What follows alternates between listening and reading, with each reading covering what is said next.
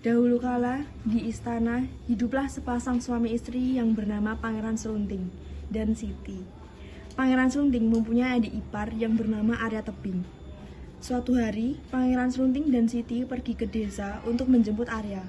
Sesampainya di desa, Pangeran Serunting dan Siti menghampiri Arya Tebing. Hai adik laki-lakiku, bagaimana kabarmu? Kita ingin mengajakmu untuk tinggal di istana. Aku baik, dan aku tidak ingin tinggal di istana, karena aku senang tinggal di desa daripada tinggal di istana. Baiklah kalau begitu Dinda, mungkin adik laki-lakimu lebih memilih tinggal di desa. Kalau begitu kita membagi dua kebun milik orang tua kita. Bagaimana caranya kita membagi dua kebun itu? Kalau juga di tengah kebun diberi pembatas, agar tidak terjadi perselisihan di antara kita. Saran yang bagus, Kanda. Lalu Arya Tebing pergi ke kebun untuk memberikan pembatas dari kayu di tengah kebun. Keesokan harinya, Arya Tebing pergi ke kebun. Sesampainya di kebun, ia melihat ada fungus emas yang tumbuh di kebun Arya. Dan pada saat itu juga, Pangeran Serunting melihatnya. Arya Tebing, apa yang kamu lakukan kepada jamurku? Apa maksud Kanda? Aku tidak melakukan apa-apa kepada jamurmu. Kamu pasti berbohong. Kamu tidak usah banyak alasan. Pasti kau telah kembali ke pembatas itu, sehingga fungus emas itu berada di kebunmu. Bukan Kanda, fungus itu tumbuh dengan sendirian di kebunku. Kamu tidak usah banyak alasan. Jika kamu berani, ayo kita bertarung. Aku menantangmu. Baiklah Kanda, aku akan menerima tantanganmu. Tapi berilah aku waktu 2 hari untuk berpikir. Baiklah kalau itu maumu. Jika perlu, latihlah kemampuanmu sebelum waktu tiba. Sejak itu, Arya Tebing sulit memejamkan matanya. Ia bingung mencari cara agar bisa mengalahkan Pangeran Serunting. Sehari sebelum pertarungan itu dimulai, ia akhirnya menemukan jalan keluarnya. Dengan cara menemui kakak perempuannya, dengan cara sembunyi-sembunyi. Ia kemudian meminta kakaknya agar mau memberitahukan kelemahan Pangeran Serunting. Kakak perempuan, tolong aku. Tolong beritahu kelemahan suamimu. Kalau tidak, ia pasti akan membunuhmu. Maafkan aku adik laki-lakiku, aku tidak mau mengkhianati suamiku. Tolonglah aku, kakak perempuanku. Jika aku mengetahui kelemahan suamimu, aku tidak akan membunuhnya. Sedangkan dia pasti akan membunuhku. Apakah kamu rela aku jadi tangan suamimu? Baiklah adikku, aku akan memberitahukan kelemahan suamiku dengan catatan jangan kau bunuh dia. Kelemahan suamiku adalah ketika kamu, adik laki-lakiku, akan bertarung dengan Pangeran Serunting. Lemparkanlah ilalang ke tubuh suamiku, maka akan lenyaplah kekuatan yang dimiliki suamiku. Terima kasih atas informasi yang kamu berikan. Pada hari yang telah ditentukan, Pangeran Serunting dan Arya Tebing pergi ke sebuah padang ilalang. Setiba di sana, pertarungan dimulai. Hai Arya Tebing, kamu datang juga. Mari kita mulaikan pertarungan kita. Baiklah Kanda, kita mulai sekarang. Ketika pertarungan dimulai, Arya Tebing pun melemparkan ilalang ke tubuh Pangeran Serunting. Akhirnya, Pangeran Serunting jatuh tersungkur ke tanah dengan keadaan parah.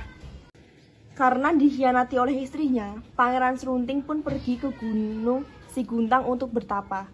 Setiba di sana, tiba-tiba ia mendengar suara gaib dari Sang Hyang Dewi Mahameru. Tiba-tiba, datanglah Sang Hyang Dewi Mahameru menghampiri Pangeran Serunting yang sedang bertapa. Lalu, Pangeran Serunting pun memulai bertapanya. Beberapa tahun kemudian, daun bambu menutupi semua badannya. Sesuai dengan janjinya, Sang Hyang Dewi Mahameru kembali mendatangi Pangeran Serunting. Hai anak muda, karena kamu telah berhasil melaksanakan syarat yang baik, maka ini saatnya aku menurunkan ilmu kesaktian kepadamu. Apakah kesaktian yang kamu berikan kepadaku, Sang Hyang Dewi Mahameru? Apapun yang kau ucapkan akan berubah menjadi kutukan. Setelah mendapatkan kekuatan dari Sang Hyang Dewi Mahameru, Pangeran Serunting mencoba kekuatannya dengan mengubah pohon bambu menjadi batu.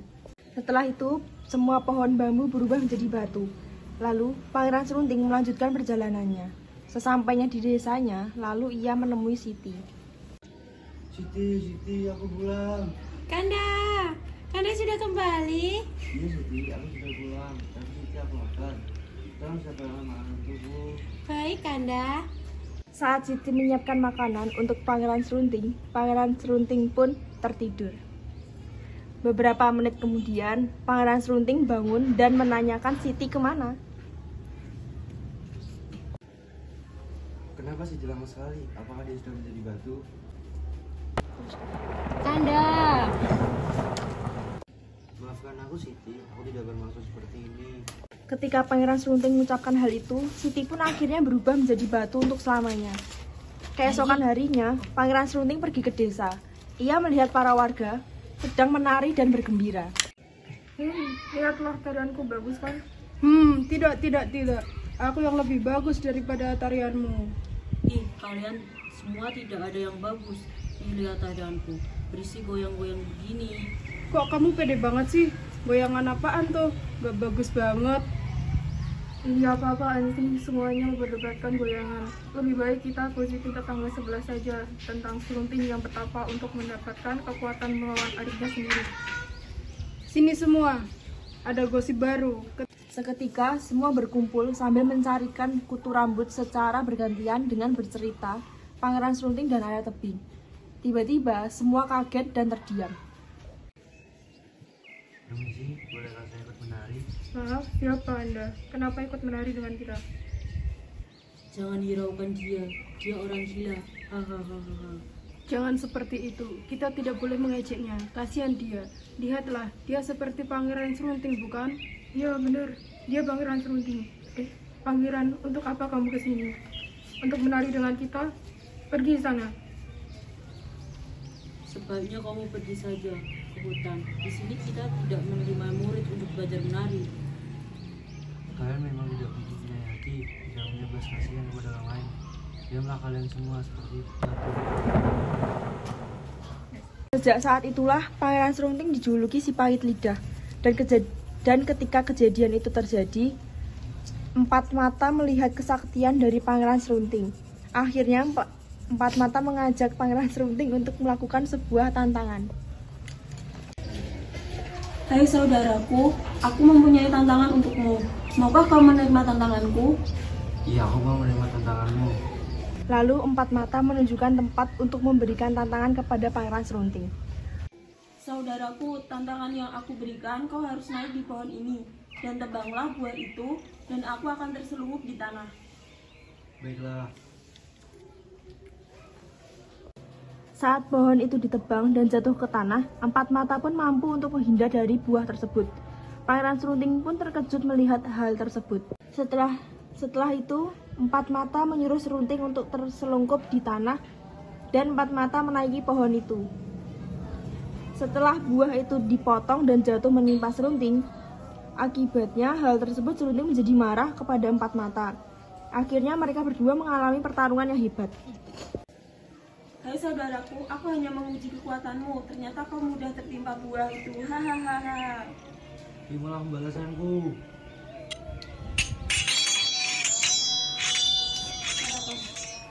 Pertarungan yang terjadi sangat sengit. Mereka berdua beradu kekuatan dan akhirnya mereka berdua mati. Begitulah akhir cerita dari si pahit lidah dan empat mata. Maka pesan yang ingin kami sampaikan adalah janganlah menyalahgunakan kekuatan yang diberikan. Maka kekuatan itu akan mempersulit diri kita sendiri. Halo, perkenalkan nama saya Melisa Gunawa, tim A5102 10101. Di sini saya memerankan Arya Tebing, Pangeran Serunting dan Sang Hyang Demawan. Oke, makasih teman-teman. Perkenalkan, nama saya Nabila Hunana Ramadhani, NIM A51021005. Di sini saya memerankan sebagai Siti. Perkenalkan, nama saya Wedita Ratnawulandari dengan NIM A50180051. Di sini saya sebagai empat mata. Perkenalkan, nama saya Dina Wahyu Pratiwi, NIM A51021004. Saya di sini sebagai warga satu.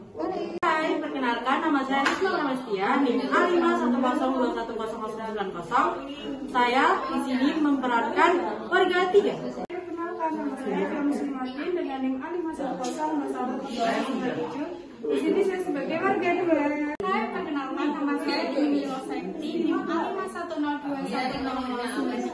Berperan menjadi pohon. Hai, perkenalkan nama aku Anissa Yudhyoso Bintari, NIM A50102098. Di sini saya menjadi narator.